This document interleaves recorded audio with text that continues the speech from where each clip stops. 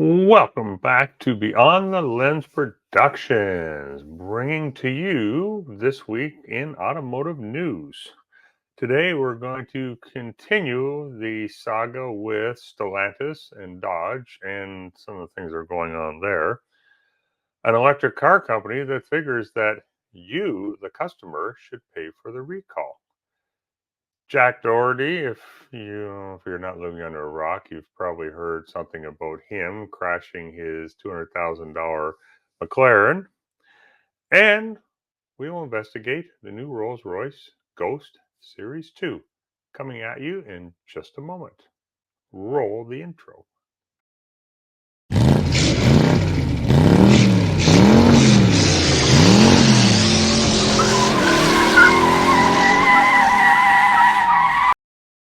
All right, welcome back, everyone. We're going to start with Stellantis here and the Warren truck assembly plant. We had some very bittersweet week this week. The last Dodge Ram Classic rolled off the assembly lines there, and it was both had tears and celebration there that day.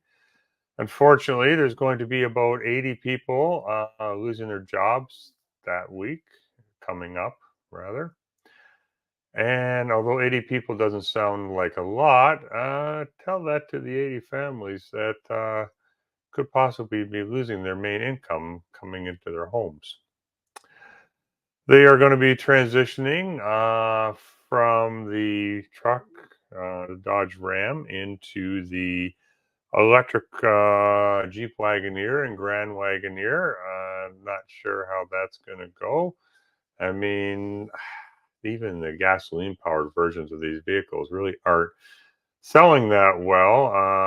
I mean, they're beautiful looking SUVs. Don't get me wrong. I do really like them. However, they're just not really worth the price that they're charging for these. I mean, you get a Grand Wagoneer that's pushing $100,000. I'm sorry, but that's not going to be the SUV I'm going to be buying if I'm going to go out there and buy something like that. I mean, I could buy an entry level Escalade for something like that. And you're going to make a lot more of a statement rolling down the road in an Escalade than you are in the Grand Wagoneer. But again, my subjective opinion, but we'll see what happens. I mean, it's just, to me, another questionable decision made by Stellantis. I mean, their Dodge Ram truck sales are dropping like a rock. Anybody want to know why? I mean, they're a nice looking truck. I mean, they're one of the toughest looking trucks on the road. I mean, they're Dodge Ram, so tough. Except Stellantis has made a fatal mistake, in my opinion, with it. They removed the V8 Hemi engine from it. That was one of the biggest selling features of this truck. And now you have GM over on the other side with their Silverados or Sierras and all their full-size SUVs, and they're introducing a brand new family of V8 engines, more fuel efficient, more powerful, more torque. And what are people going to go for? They're going to go for that. I mean, you go on to a GM lot anywhere, and you are going to see that the 5.3-liter V8 engine is still the number one selling engine on the lots in those Silverados and Sierras. And yeah, Ford, on the other hand, they're still producing their V8 engine truck. They've gone a step further with their Mustang, and they have stated that they are going to continue to build V8 Mustangs as long as it's legal, as long as the government doesn't issue any kind of boneheaded legislation where they start telling them they can't produce these, but they're going to produce them. GM, Ford are producing the vehicles that their customers want. It's simple, to me, anyhow. I, I don't understand how Stellantis doesn't get this, but I digress. Anyhow, I think in general, Dodge is out of touch. Fortune magazine recently released an article, and the article is by Frank B. Rhodes Jr., who is a great grandson of the Chrysler family and the Chrysler's founder, Walter P. Chrysler. And he's kind of become a bit of a informal advocate for Dodge, Chrysler, Jeep, Ram, the whole enchilada there. And he's basically saying what I was just saying a moment ago. They're out of touch. That's the problem when you have a foreigner, a foreign company running your domestic industry. Unless they've done the research, they don't understand what sells here. They don't understand, you know, the market, basically. I mean, some companies are great at it. I mean, you can take, well, let's go to the automotive industry. We'll take McDonald's, for instance. McDonald's, they cater, I mean, you can go and buy a Big Mac in any country in the world. It's going to taste the same. But they also cater to the market there, and they will have various products on the menu that are, exclusive to the market there. That's why they're such a successful company there. Problem is, sometimes companies don't research it properly. And I remember this, I can't remember what country it was in. Anyhow, it was Tide laundry detergent at one time. They had on their box, and this is kind of when the box detergent was really popular. They would have over to the left, they would have a dirty shirt and an arrow pointed to the Tide, and then an arrow pointed to a clean white shirt. Now, this was a marketing thing that they use all around the world. Show you use Tide, and Tide will make your clothes clean. And in one country, when they introduced this, it didn't sell. And they're trying to figure out why. Well, they didn't take into consideration in that country, they read the opposite direction. They read right to the left. So they were looking at this thinking, oh, here you have a clean shirt, use Tide, and now your shirt's going to be dirty. Sounds kind of silly, but yeah, they paid the price for that one. So it's why, goes to show you why it's so important to do the market research. I just think Tavares there, the current CEO, is totally out of touch. I don't know why they haven't removed him yet, but I think it's in the works very soon. I truthfully think he has a proverbial head in the sand. I don't have much else explanation for this. Now, it could be that. Then there's some conspiracy theories to say that maybe he's doing it on purpose. Maybe they're trying to run Chrysler into the ground. I don't know. Maybe it's not a conspiracy theory. Maybe it is true. Maybe they are trying to do that. I don't know. Possible. Nothing would surprise me nowadays. Now,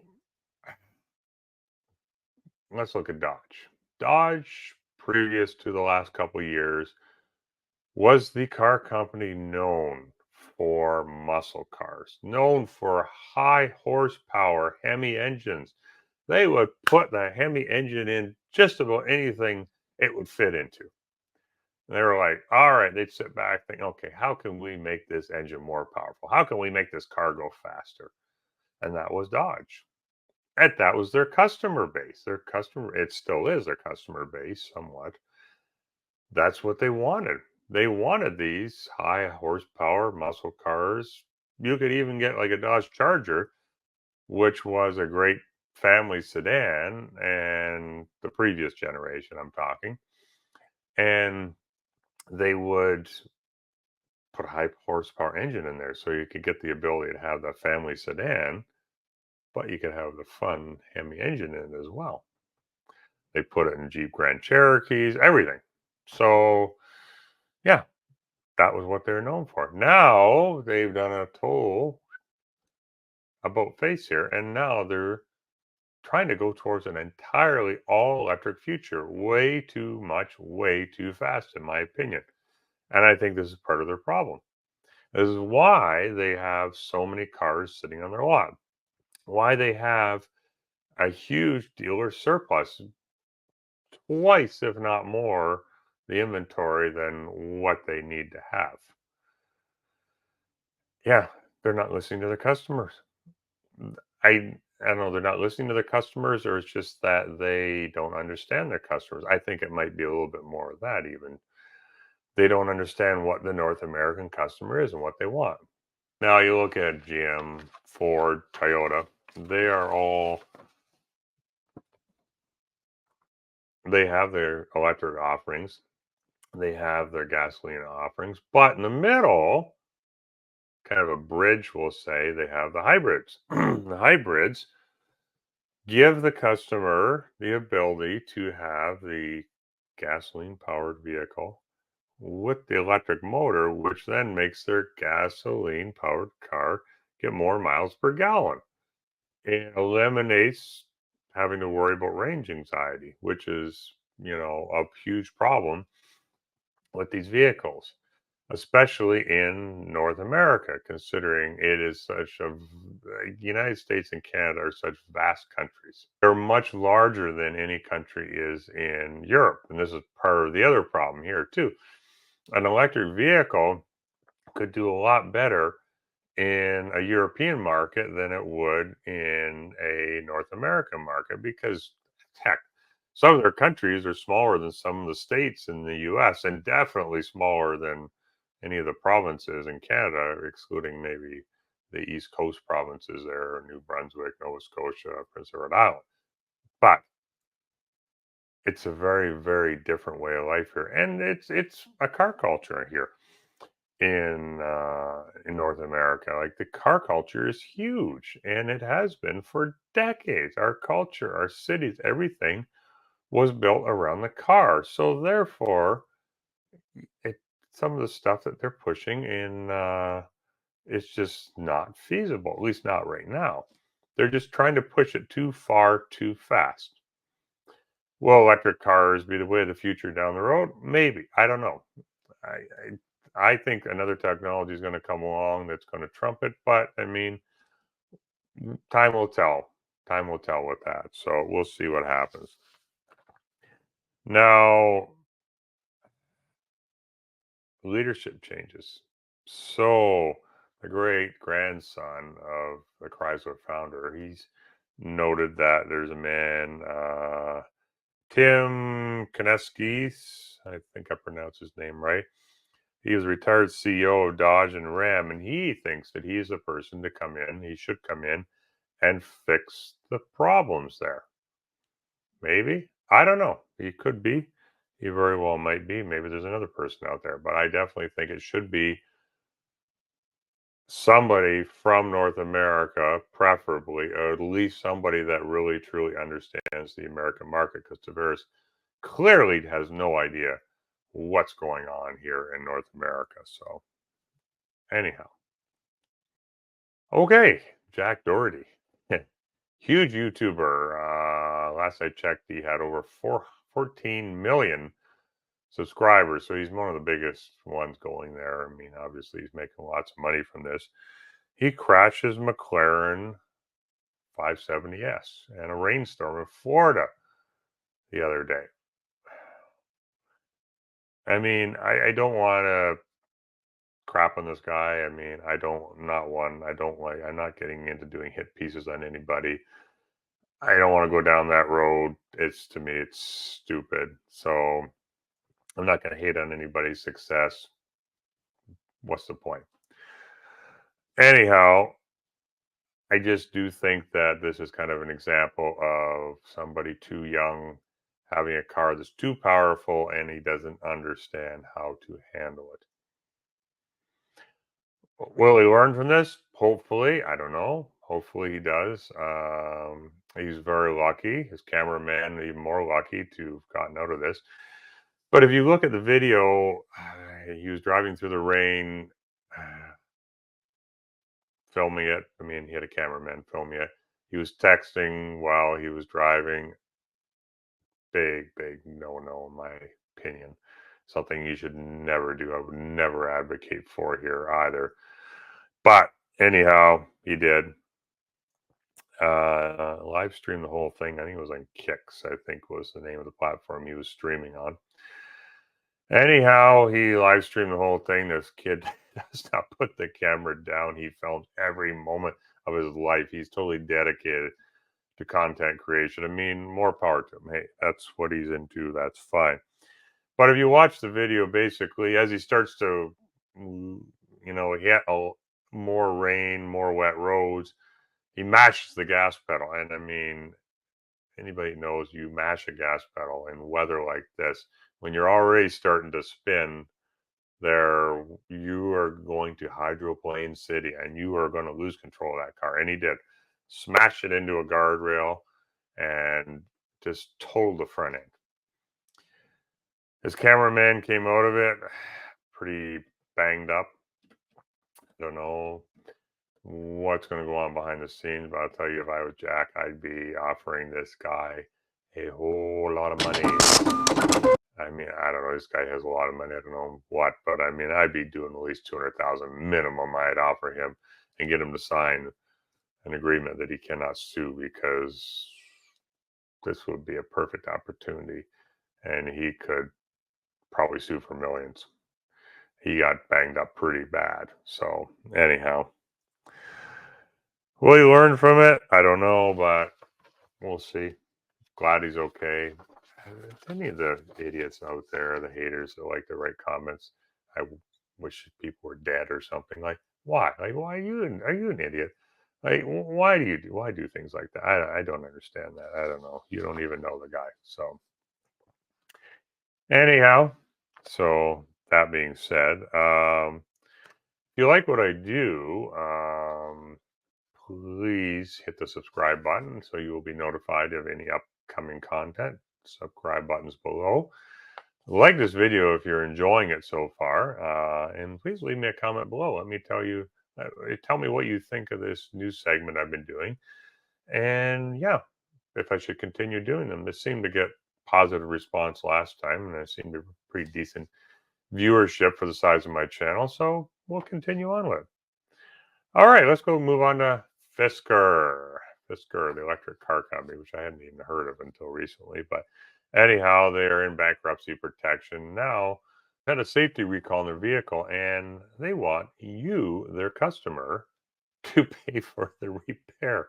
This is the funniest thing I've ever heard. I've never heard of any car company ever trying something like this before. I mean, maybe it's happened, maybe I just haven't heard about it, but I'm just like, oh my God, it's like, what are you doing? How do you really think you're going to get away with this? Anyhow, the Department of Justice has taken them to court, and they're saying, no, you are not making consumers pay for this. And Fisker is still disagreeing with them. From what I understand, they're still in court. And at the time of this recording, the Fisker has not responded to the DOJ on why they disagree with their ruling. We'll see what happens with this. This should be interesting. Rolls-Royce, a car company I don't really cover much here. Their Ghost Series 2, which is kind of their smaller entry-level vehicle. If you can call it that. I mean, it's still more expensive than most of the vehicles on the road, but for a reason. Now, Rolls-Royce's styling of them on the outside, never really been a huge fan of them. Inside, those things are gorgeous machines, works of art, if you will. There is a reason why they are so expensive. So they're very unique. And if you want a car that's unique, Rolls-Royce is definitely one to get. If you want a status symbol, definitely one to get, because everybody's going to know what a Rolls-Royce is. So 5 noticeable changes in this year's coming Ghost Series 2 model is the headlights and the air intake. They've kind of changed the shape of it. I'll throw up a picture of that, let you know Show you what they look like. It's kind of differentiated it from the more expensive models. New full-length glass panels inside, broken down in I think 3 sections, if I'm not mistaken, giving various information centers from the gauge cluster to the infotainment center. They actually have their own exclusive communication thing between Rolls-Royce, Bentley users, I guess. A 1400 watt, 18 speaker sound system. I would love to hear that. That probably sounds pretty incredible. And most importantly, the V12 lives on. It's actually a bi-turbo V8, putting out, it's a 6.75 liter V12 engine. It's putting out 565 horsepower and 627 pound-feet of torque. It does 0 to 60 in 4.3 seconds, which is pretty incredible, really, thinking, considering the size of this vehicle. It's not really a small car, so anyhow. It now has the black badge option, which previously was only available in the upper level models. This black badge, I think, is actually really smart that they put it on the entry level Rolls-Royce, because this black badge system, option package rather, is what Rolls-Royce kind of credits to bringing the age of the average Rolls-Royce customer down significantly. I'll throw you a picture up. It shows you the black grills and blacked out trim and whatnot. It gives a slightly lower suspension, sportier suspension, a 22-inch forged wheels, and yeah, it looks pretty sharp, actually. I will admit, I actually do like it. The length of the car has also been increased. Most of the length of the car goes into the rear of the vehicle. Should you decide you don't want to drive your Rolls Royce, I mean, a lot of Rolls Royce drivers, they do have, or owners do have drivers. So you want to sit in the back, you want that to be comfortable. They've made it larger, and they've even put in a champagne fridge for you. So you can keep your champagne cool and have a glass of bubbly with you and your lady in the back seat as the driver drives you along in your Rolls Royce.